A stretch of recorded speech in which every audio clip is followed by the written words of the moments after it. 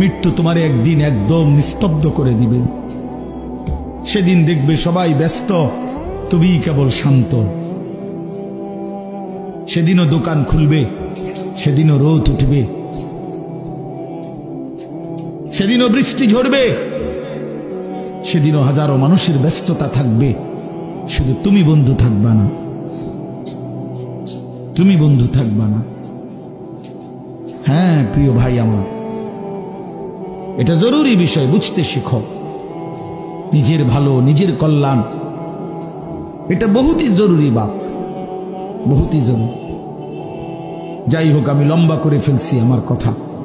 তৃতীয় কথা হলো দলালাত। কোন ব্যক্তি হকের রাস্তা, জান্নাতের রাস্তা, সঠিক রাস্তা থেকে পথ হারিয়ে ফেলা, কুফরির মধ্যে লিপ্ত হলো, শিরিকের মধ্যে লিপ্ত হলো, বিদআতের মধ্যে লিপ্ত হলো, সামাজিক বদরসম কুসংস্কারের মধ্যে লিপ্ত হয়ে গেল।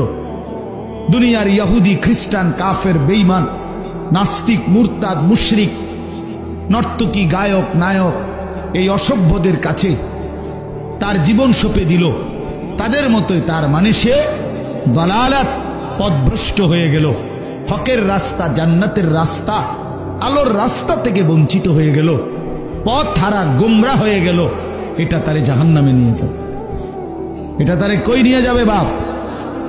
আমান ইউদলিলিল্লাহু ফামা লাহু মিন হাদ। আল্লাহ কোরআনে বলছে, আল্লাহ যাকে পথ হারা করে দেয় সে আর কোথাও কোনো পথ প্রদর্শক পায় না।